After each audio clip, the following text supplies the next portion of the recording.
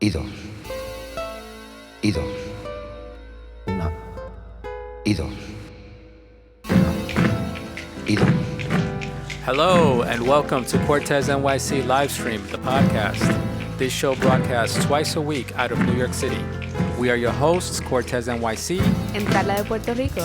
And on the show, we talk about art, creativity, city life from a Latino perspective. I'm a visual artist. And I'm a singer. And this is episode 25, Painting Time. As always, you can find us on iTunes, Stitcher, and Podbean.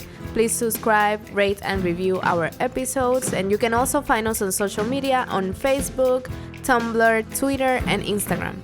Don't forget, on June 24th, I'll be participating in the Street Art Expo. I'll be sketching, signing, and selling original work. If you guys want to know more about that, go to streetartexpo.com. I'm going to be using this event as a catalyst to relaunch my online store, cortesnyc.bigcartel.com.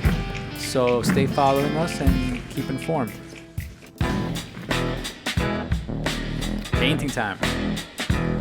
Let's paint. Let's paint. What I want to talk about in this art life is different paint mediums that I use. Maybe you guys want to start painting and you might not be sure what medium to work with. Maybe this little description of the different mediums can help you to decide what paint to buy. It looks like the oldest, when I'm looking these up, the oldest one is watercolor paint. It's the oldest medium. It says in the Wikipedia that this was even found in cave paintings.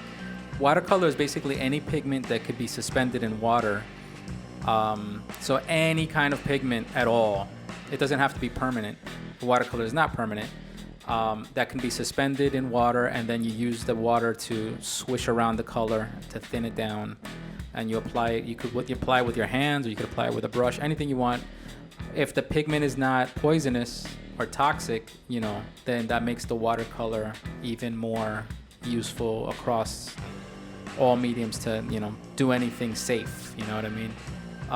Compared to some of the other mediums that we'll talk about, which might be more toxic, like oil paint. That makes sense though, because that's the way people basically left their message back in the caves, and that's the only way they could find something to paint on the walls of the caves. So yeah. I mean, I also found that there was some oil painting that dated back to cave paintings. Some caveman took some oil poppy seeds and mixed it in with pigment and used that to apply the paint. Yeah. But yeah, if you're talking about just what's the bare minimum that you could find in nature, and then you're not a scientist and you just need something to paint on, even if you grab mud and just take mud that has a certain color and it's raining, so you put it in water and now it's mud, it's not just sand, and you just rub it on the wall, that's a painting. That's watercolor. Anything that gives off color and that you're using water to dilute it ends up being under the category of watercolor. Obviously later on, they got more sophisticated over the years, and the pigments got more sophisticated and more specialized. I think watercolor is what we all first get introduced to painting with. When you have that little watercolor set, yeah, that's true. It's like the 6. Yeah, for the kids. Yeah, because it's safe. You can buy Crayola's non-toxic watercolor, and you can paint anything, and you know that it'll come out in the wash because it's watercolor. So that's true. All right, so that's watercolor. I think the challenges with watercolor is watercolor is very light. It doesn't tend to be very dark and opaque. It's translucent. It's transparent. So that makes it very light to the eyes. And what you can tend to do is you tend to go over the same colors again and again and again to try to make it heavier and more opaque. But it's not going to get more opaque. And what you end up doing is you end up getting muddy colors. So that's the trick of watercolor. Also, you got to go from light to dark, and whatever marks you leave, whatever color you leave on the paper, it's kind of like that's it. Like, you can't really remove the color or go over the color. That's another part of the medium that you have to watch out is maybe how you want to use it, right? Like, what's the final product you want to present? Yeah, like you have to have your stuff sketched out so that you can know what colors to lay down ahead of time. Right. And then also the balance of water to pigment is another thing. Sometimes when people get into watercolor for the first time, they struggle because they put too much water onto the surface, and that can cause problems where you start to destroy the paper and you get no color, and you're getting just a lot of water. Mm-hmm. It's tricky. That's why I think a lot of people, you start with watercolor and you spend a very short period of time on it and you move on to other mediums because there's so many better mediums to work with now than watercolor. So the next medium that I'll talk about is a step up from watercolor, which is gouache paint. The word gouache is French. This is one of my favorite paints for paper. Number one, it's opaque. It gives you a nice flat matte finish. If you've ever seen an original gouache paint, you'll notice that the colors just pop at you under the light, and it's because it's matte. It absorbs. It's absorbing all the light. There's no reflections or anything, so you're really just looking purely at the color. It's so flat if you lay it down properly that you really are seeing the pure pigment. You're not getting any shine or anything. It's just pure color. Gouache paint has about a 600-year history. It's not as old as some of the other mediums. I guess there was a revival in watercolor paint. They wanted to upgrade the old watercolor medium, and they invented gouache, and that became a popular medium. It works best on paper, just like watercolor. It's a water soluble medium. It's not permanent. Even after it's dry, it might be dry to the touch, but if you put water to it, it'll reactivate and fall apart. So you have to spray it with something to kind of coat it so it doesn't and wash away. The positive thing with gouache is that you can get that opaque color. So you can really pre-mix your colors, and if you want a subtle tint, you can get a really solid, subtle tint. And that's good if you don't like that transparent look of the watercolors, then gouache is more the paint that you're gonna enjoy. I think the challenge is that you have to be careful how much paint you put on the surface, because if you put too much gouache, it'll start to cake up and start to flake off. So you have to find, you have to learn to lay down in even coats the color that you want until it builds up and then it gets to the point where you have the flat color. And then once you have that, that's it. You have to stop. And you have to develop that sense of that. Another positive thing with gouache is you can do a complete sketch in pencil and cover your sketch with the paint.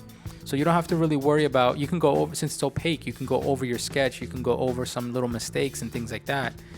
You don't have to worry that whatever mark you did is permanent and you can never undo it.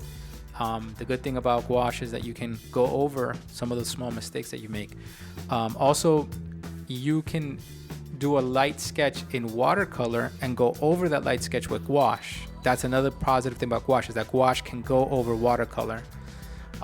So that would allow you, if you were really good with watercolor, to do some quick sketches, do some quick layouts, and then go back and finalize it, go over it with gouache and get a nice rich painting.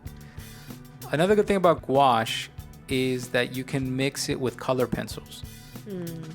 It plays nice with color pencils. So if you're working on paper, watercolor and gouache is the mediums to work with.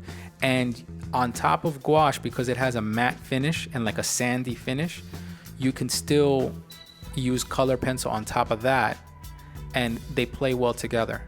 And that's something that is a little harder with let's say acrylic paint or oil paint. You can't really mess with color pencils. So that's another positive, is that you can intermix it with other dry mediums, chalk if you have, or pastels. You can mess around with that and incorporate that with gouache in an interesting way. All right, so now we can move on. The next medium that I'm going to talk about, which is one of the oldest aside from watercolor, is oil paint. The oldest known oil painting is from 650 AD. They're saying that it was just basically some walnut and poppy seed oils with pigment. Oil painting that we all are familiar with is like the classical period oil painting, where it became really popular to do very detailed, realistic paintings, right? That's what we all got introduced to oil paint with, is historically that's when it blew up. The reason that oil paint was so popular at that time period is because oil paint is the medium that dries the slowest out of the mediums that we're talking about. It has a permanent finish and it dries slow. And what this slow drying time allows you to do is it allows you to blend the colors better than any other medium. Whatever type of oil base you're going to be using in the pigment allows you to kind of swoosh the paint around and the pigment around and not let it dry right away. You can mix those pigments really subtly, and it's so smooth that if you really become an expert at it, you can get such a smooth blending that it tricks the eye, and it allows you to see things in like it's an actual form in front of you. When oil paint was first being used, I'm sure that it was a lot of like earth tones and things like that. In modern times, oil paint can be found in all the different colors that you want and all the different pigments, which is a bigger additive to the value of oil paint. What people don't like about oil paint is that it can be toxic. Some of the pigments can be. You know, I'm sure that companies have gotten rid of some of the toxic pigments, but in general, people avoid it because you're working with thinners. If you're working with some sort of paint thinner to thin down the oil paint, or some of the pigments that might get into your skin, the popularity has gone down amongst the general public. Mm-hmm. You know, for gallery work and things like that, yeah, people still they'll wear gloves, they'll do whatever they can to like continue to work in a traditional way with oil paint, but it's not as popular as it used to be. Oil paint also, because it dries slow, allows you to work on a paint over a long period of time. If you use plenty of linseed oil in it, you can have a painting that maybe doesn't dry. You can leave it up and work on it, you know, over a couple of days, and it'll still be fresh. Once you finish an oil painting, it's not fully dry for like 2 months, 3 months. Yeah, like fully dry. You know, like it'll be dry to the touch like in a month and a half. But with all the paint that you use to create a piece, exactly. If you're really caking on the paint, laying it on thick, it's gonna take a long time for it to dry. It's gonna take at least 3 months to dry solid. Because it's so permanent, when it dries, you know, it can be preserved and can be restored. There's methods to restoring old oil paintings, so it becomes a time capsule. You know, it becomes a permanent piece that can be retouched and restored in later times. That's something that you can't do with watercolor and you can't do with gouache. The tricky part about oil paint, I think, is the drying time. So the positive thing is that the drying time is slow, but then other people, they have a hard time with the slow drying process because they'll end up either smudging the paint, smearing the paint, maybe going over things and ending up like with muddy colors, because you lay down a color. Let's say I lay down some blue, right, and then I change my mind. I want to lay some, you know, green on top of that, or orange on top of that. You know, the blue stays alive. Mm-hmm. So if I start laying on other colors, I'm going to start mixing those colors, and it starts to get muddy. Mm-hmm. Sometimes when you're working with oil paint, if you change your mind, what you end up having to do is wipe off the paint. You have to actually scrape it off and wipe it off with thinner and remove it clean, and then start again if you want to do that. With other mediums, let's say acrylic paint, you can paint right on top of it. If you change your mind, wait 20 minutes, it's dry, and then you paint right on top of that, and you can keep going color over color over color with acrylic paint, and you'll never see the colors underneath as long as you keep going over it, you know, with enough layers. Oil paint also has a better texture, a handling of texture, because you can lay it down thick. You tend to see the paint sitting on top of the canvas if you lay enough layers on top. You can do the same thing with acrylic paint, but it's not really meant for that. Acrylic paint, when you paint, it dries very flat and close to the surface, because it's plastic, so it kind of clings to the surface. Oil paint sits on top of the surface, and it tends to be a little more dimensional if you lay it down thick. I like that the medium is so versatile. You can thin it down with paint thinner, and you can do light glazes and build a SketchUp with light glazes. And then once you know what you're doing, you can start laying down thick paint. I like that you can pre-mix your whole palette, that you can grab a little bit of oil paint, mix it with some linseed oil, then extend it and make more paint out of that little color. There's just a lot of some of the techniques like glazing, impasto. Impasto is when you lay it down thick with a palette knife, so that you get just pure color but caked on. It almost feels like you're laying down a color chip, almost like a mosaic. You know, if you lay them down, you know, a lot of different knife strokes of color, and then it gives you the illusion from a distance that you're seeing the colors mixing, but they're not. You know, they're separate little dabs. I think the variety of techniques that you can use with oil paint that's what I like about oil paint. I feel like oil paint makes a painter feel more like a painter. I don't know, like, because it is so traditional, right? Yeah, in a way it does. It is like, this is the original method that people used to use back in the day, and now I'm doing it, and I feel you can feel more connected to the whole process of painting. Yeah. But I mean, but then you'll see that some of the subject matters that, like, if I do an oil painting of graffiti, which I've done, you don't really see the difference because it's graffiti, so it's modern, and but it's done with oil paint. But I guess it's a feeling for the artist. Yeah, no, 100%. I agree with you. Yeah, no, it's 100% different, and it ties you to the history of painting more than some of the other mediums. It's like a classical guitar, right? Like if you pick up an acoustic guitar, a classical guitar, and it's old and weathered, and it just reminds you of something old. Right. Is much different than an electric guitar. Right. But yeah, so that's oil painting. So now the last medium we're going to talk about is acrylic paint. Acrylic paint is actually a new medium, a relatively new medium. I think it's the newest one on the list that I have here. Acrylic paint really started coming into play in the 1930s. So it's not even 100 years. And acrylic paint basically is the same thing as the other pigment of oil paint, let's say, the same colors, you know. It's just that it's in an acrylic base, in a plastic base. That's the medium that's holding the pigment together. Obviously, back in the day, we didn't have acrylic. You know, it's an artificial material, so we didn't have that medium. So I remember my teachers telling me about acrylic paint, and I would ask them, why do we still use oil paint if there's acrylic paint? Because acrylic paint is water soluble. So you remove all the problem of the oils and the paint thinners and all that. Acrylic paint, you can squeeze it right out of the tube and water it down with actual tap water, and you don't need any oils or paint thinners. You don't need anything toxic. For the most part, acrylic paint is non-toxic. For the most part, I mean, you don't want to swallow it, but it's not gonna over. You know, there isn't enough research to know, but it's not damaging you through your skin the way that possibly oil paint could. Acrylic paint is also, as far as we know, acrylic paint is permanent. It's not even 100 years old, so we don't know if it's gonna last centuries the way oil paint has. But as far as we know, it's permanent, because if it's a plastic substance, right, you know, plastic lasts forever. So all these oil paintings that you're seeing all over the place, all these pop paintings, they're gonna last forever. We're gonna have them with us for the rest of our lives. Yeah. The color is just as vibrant, I guess, for the price as well, you know, because it's a cheaper version. It's cheaper to manufacture, and it's more accessible to more people. And I think that's what made an explosion in the 1930s, once, you know, acrylic paint came to the market. It made people more able to paint, and paint for hobbyists to paint. Right. So acrylic paint is a paint that I think most people, when they get into paint now, end up, after watercolor, they end up going in acrylic paint.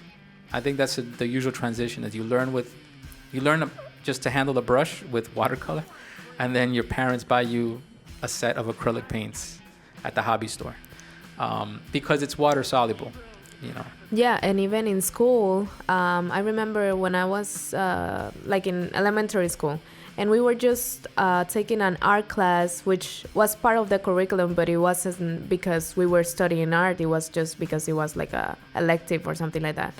And we used to paint with acrylics, and then it was like color pencils and acrylics, and then that's it. That's the most. I mean, the good thing about acrylic paint, first of all, acrylic paint and oil paint, you can use them on canvas, you can use them on wood, you can use them on different porous substances, right? Acrylic paint, because of the finish that it has, you can use it on paper, you can use it on everything. You could use it even on clothing. Acrylic paint is a substance that, being a plastic paint, that is very versatile. It can be used across many different mediums. So, I mean, I don't know why we still use oil paint, honestly. When I think about acrylic paint, I'm like, I really don't know why. I still don't know why we use. It's like paying homage to the artist's ancestors. Yeah, I guess. But acrylic paint is from our generation. It's from our time. It's, like I said, it's under 100 years old. So it's the paint that we should be using because it was made for our time period. And but I think a lot of people do use it, and they have different thickener, like things to thicken up the paint, so it can give the appearance of oil paint. Different glazing substances that allow you to give it more translucency if you want to do that.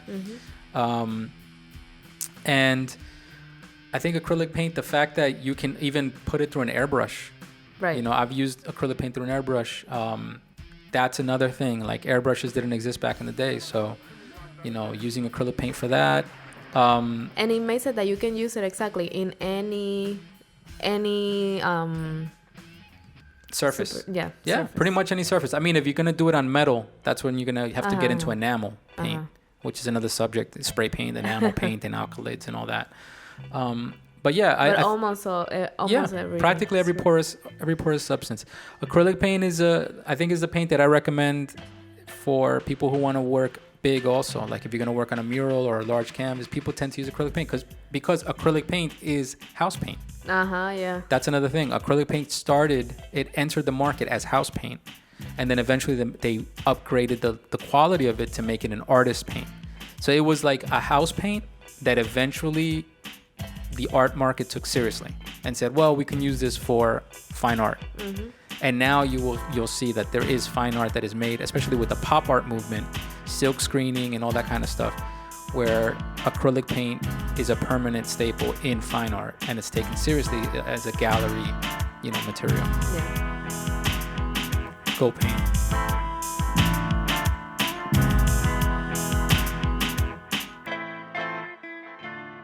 Estás haciendo todo igual, no tiene ningún color el paso que hace. Separa menos tiempo. 1, 2, 3, 4, 5, 6, 7, 8, 9, 10. Culture talk, Carla. Culture talk. Singing intros. Okay, what are we doing this time for Culture Talk, Carla?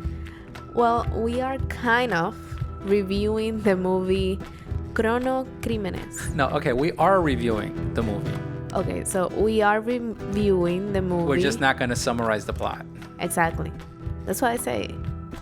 So it's not going to be our typical review where you get minute by minute, hour by hour explanation. It's not going to be like that because then it makes no sense for you to watch the movie. We want you to watch the movie. Well, specifically for this movie. So this movie is the genre of this movie. It's like a thriller.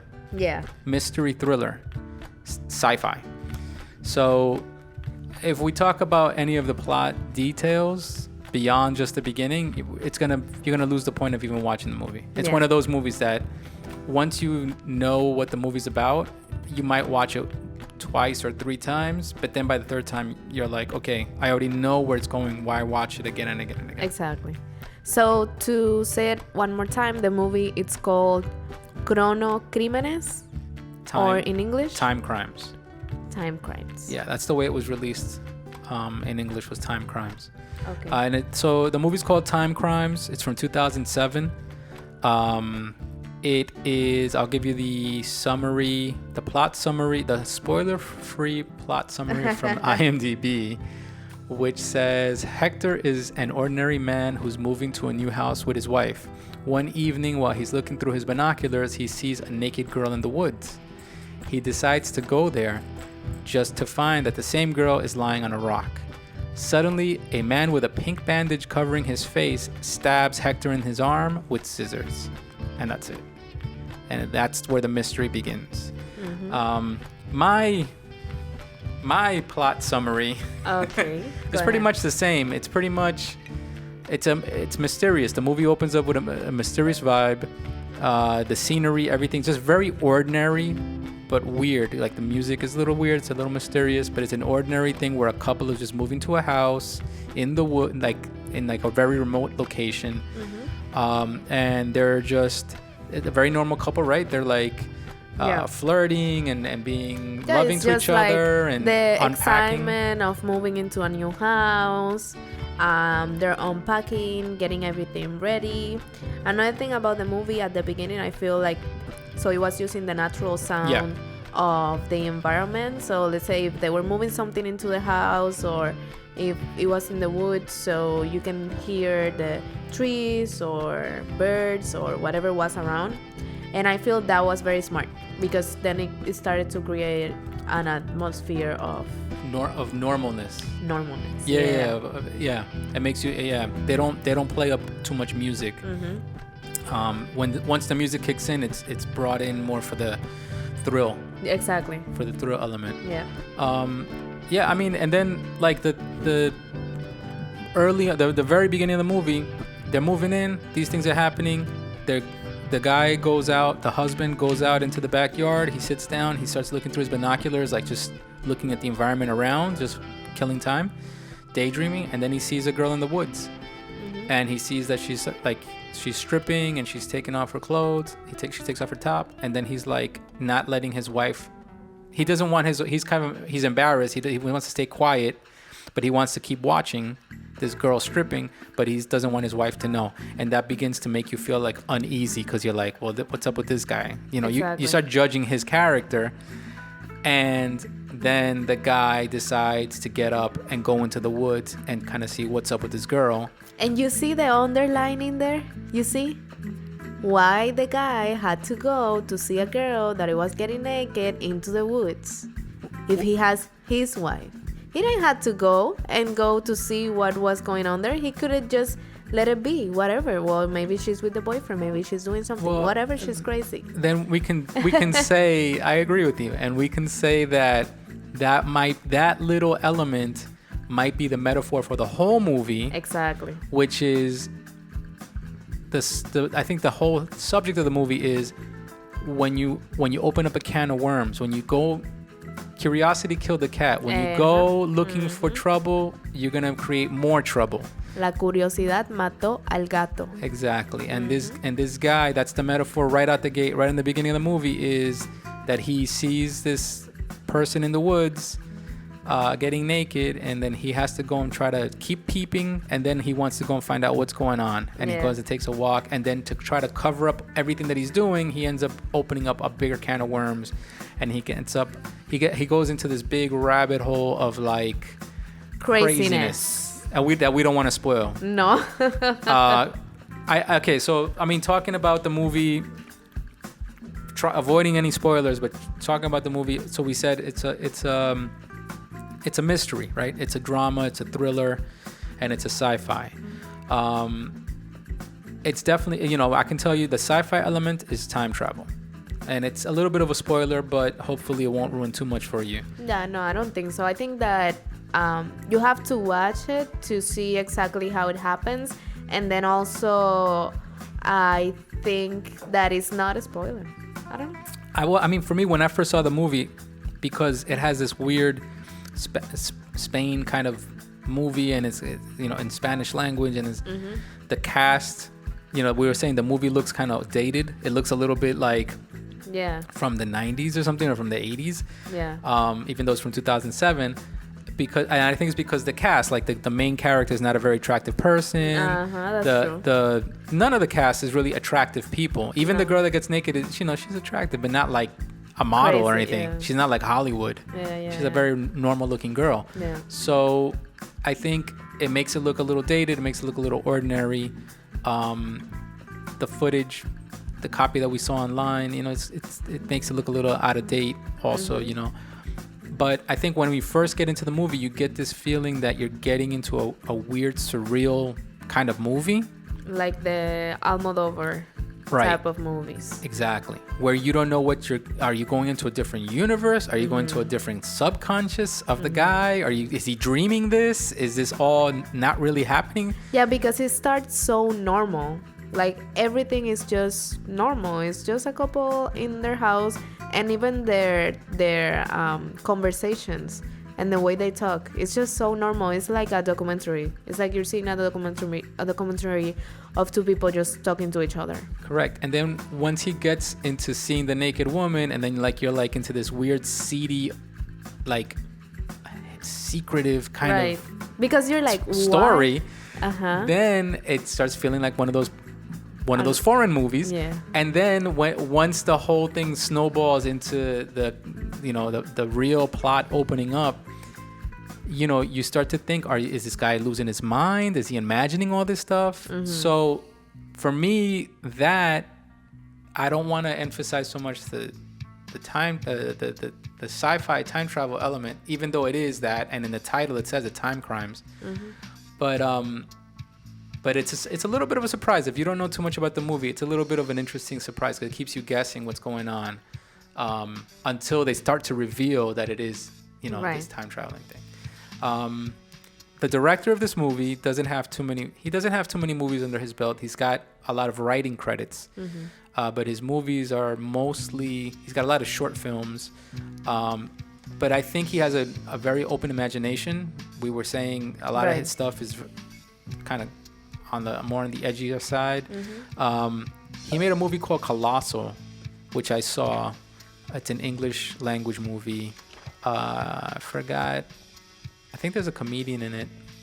It's kind of like a comedy / fantasy drama. And I remember that when that movie came out, it didn't get such good reviews because I think it just had it was too weird.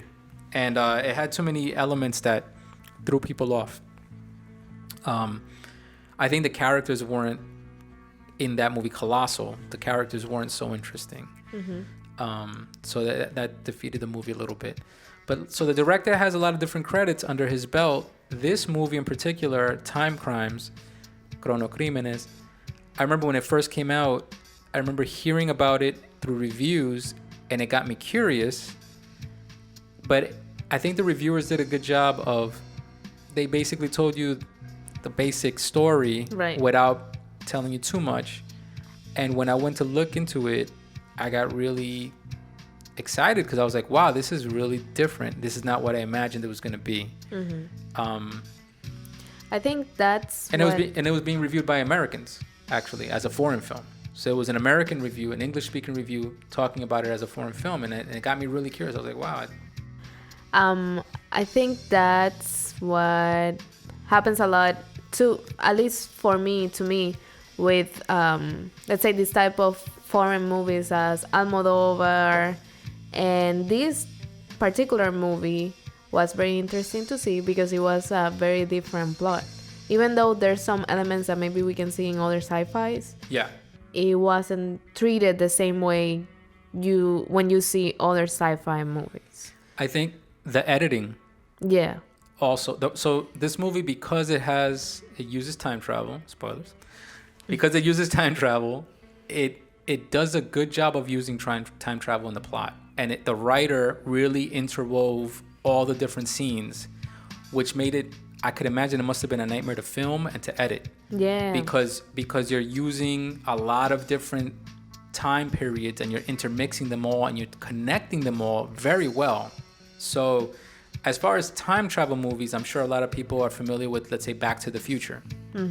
Back to the Future is a movie that's known for its use of time travel throughout 3 movies and how they interwove so many scenes in all these movies well. And it's one of the examples that people really hold up for time travel movies.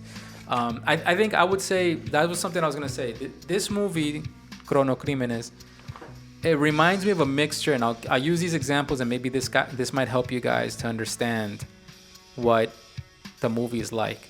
Imagine if you mix an Alfred Hitchcock movie, like an old, like let's say Psycho, or there was another one, I think, I forgot the name of the other one, but let's say if you mix the movie Psycho from Alfred Hitchcock, you mix that with Back to the Future, and then you mix it with a touch of the movie The Prestige. I don't know if you guys are familiar with that movie, but The Prestige is a movie about magicians with it's got Hugh Jackman and Christian Bale, Scarlett Johansson.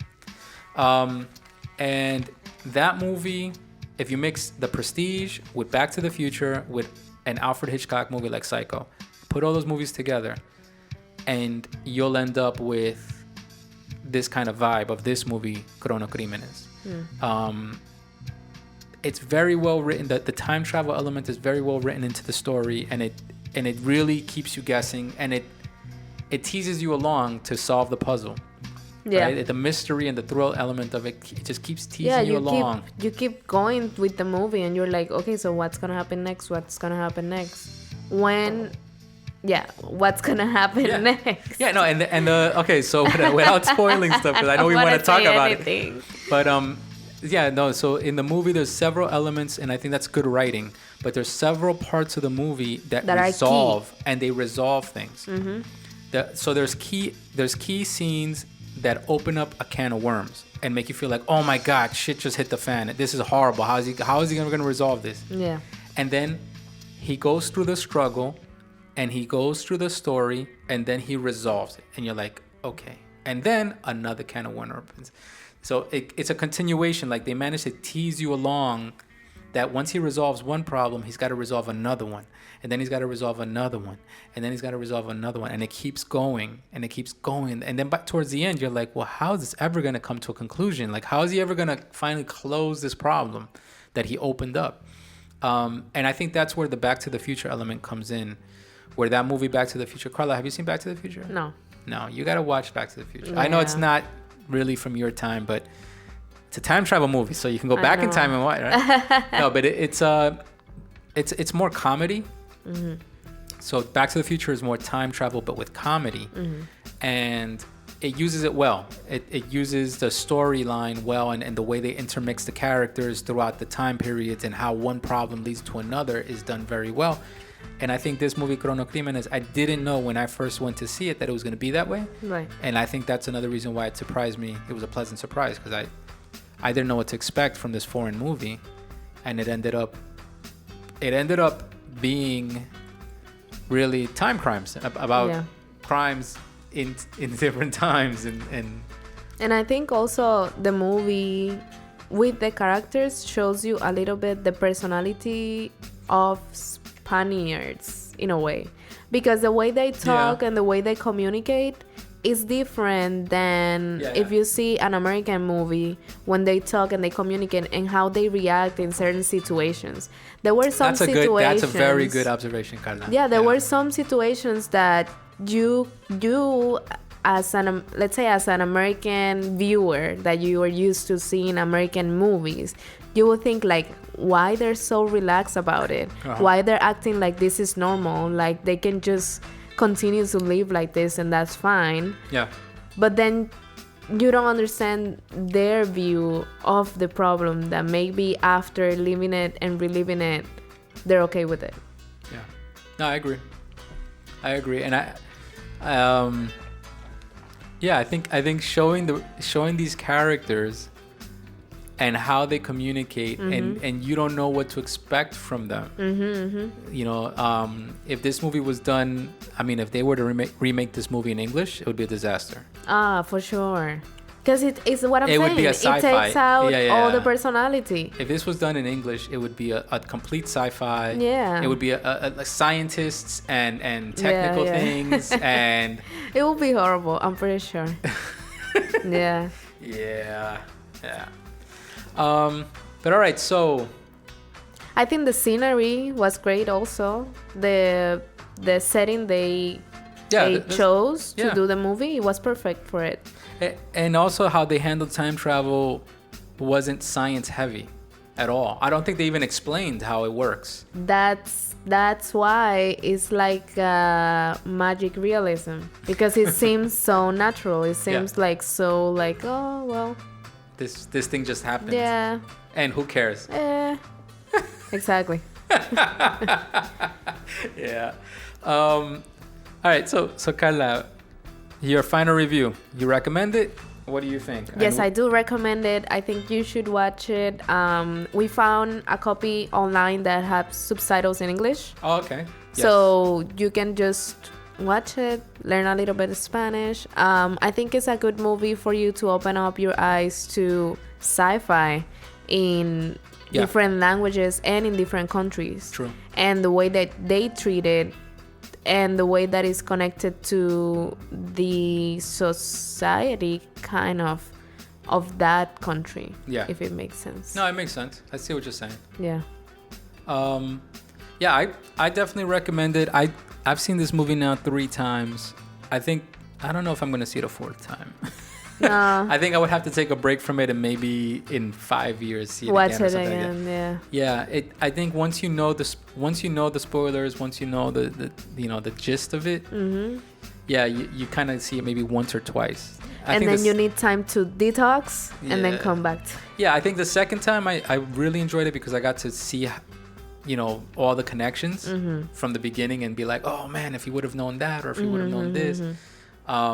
But I think the third time, this is my third time. And I think the third time I'm already like, okay, I see it. I already know how the pieces come together. So, that's why I was like, let me not spoil that for anybody. Let's let them enjoy it. But I do recommend it. I recommend it.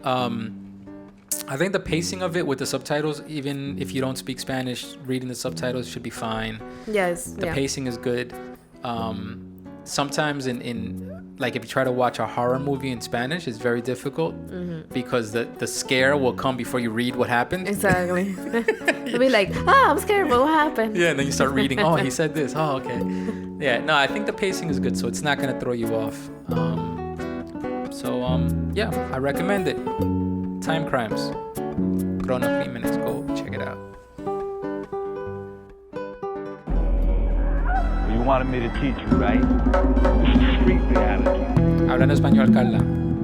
Hablando de español. You really want theme music, huh? Hablando de español. We should. I don't know about that. So fun.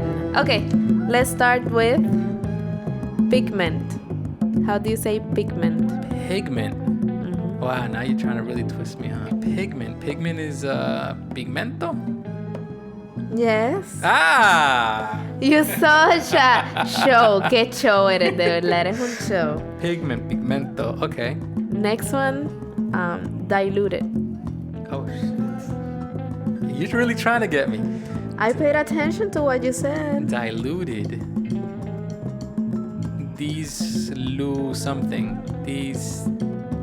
You're almost there, but not this. I don't got it. What is it? Diluido. Diluido. Diluted because it's already diluted. Diluido. Okay. It's not that to do it, it will be diluir. Once it's done, diluido. Okay. Diluted, diluido. Okay. Next one, translucent. Wow, you're really fucking with me. Translucent. Wow, I've never. No, translucent. Trans. It's very similar. What is it? Translucido.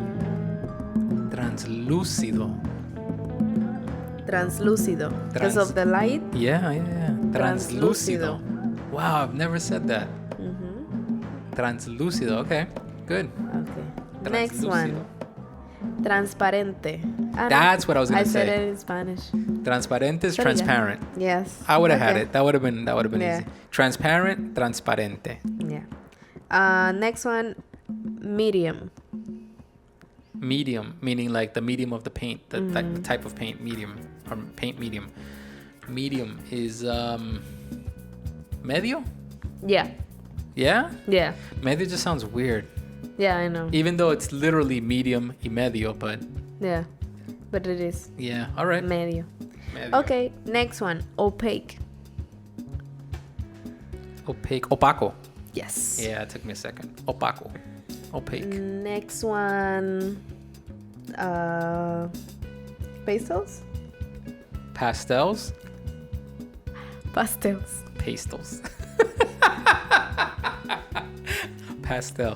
Pasteles, ¿no? Yes. Yeah? Yes. Pero pasteles son para comer. No, son bizcochos para comer. Pasteles son para comer. Y los pasteles son los que usan. No. Okay. Next one, chalk. Pero pastelitos. ¿Qué? Pastelitos, no, tú no le dices pastelitos. Don't you guys have a thing like that in Puerto Rico? Pastelillitos. Okay. What are pastelillitos? What is that? Los pastelillitos de guayaba, los chiquitos. All right. Okay. Next one, chalk. Chalk. There you go. Chalk. Tiza. Yes. Yeah, chalk on you. Tiza. Next one, oil. Oil is oleo. Not aceite. Oh, that's right. You're right. Not aceite. You're right. Ah, Wow. you like that. Ah, ya me ibas a decir aceite. Ah, Carla, bendito. Well, but Score one el for oleo Cortes. Score one for Cortes. is made up of Cheers. oil, which is aceite. I'll drink to that. Okay. Oil, oleo. You're right. Oleo. Next one, blending. Blending. That one is tough. Cheers. Blending is... Shit. I don't know blending. Mezcla. Oh, really? Yeah, Mezcla. it's the same. Blend. Because okay. you're blending mezcla. So mezcla, we talk about mezcla on another episode with the guillotine cuts. So we have two types of mezclas. Yeah, but... Alright. Yeah. Yes, that's what it is. Yeah. Okay. I mean... No. It is. Because there's another type of blending, which is like... It's like a fade. To fade, which is difuminar. Difuminar? Difuminar. That sounds correct. Difuminar is for blend. Because I know blend with the term difuminar because of makeup. Of course. And that's what blending is. Yeah. Difuminar. Difuminar. That's better than mezcla. Okay. That mezcla is more like a mixture. Yeah. But a blend when it comes to colors and blending tints and shades and colors and tones, that's difuminar. Difuminar. All right. Okay. Next one is acrylic. Acrylic? Yeah. Acrilico. Yes. Yeah, I got that. Next one is Timecrimes. Why do you even bother giving me the title of the movies? You know we know them in English. Cronocrimenes. Timecrimes. Nice. Good job. Okay, and the last one is time travel. Oh, I don't know that. Time travel? There's a word for that, for time travel? It's a phrase, but yeah. Really? Yeah. Time travel. Okay, what's time travel? Viaje en el tiempo. Literally. That's what they say in Spanish when we talk about time travel movies? Yeah. Viaje en el tiempo. Viaje en el tiempo o viajar en el tiempo. Viajemos, vamos. Vámonos.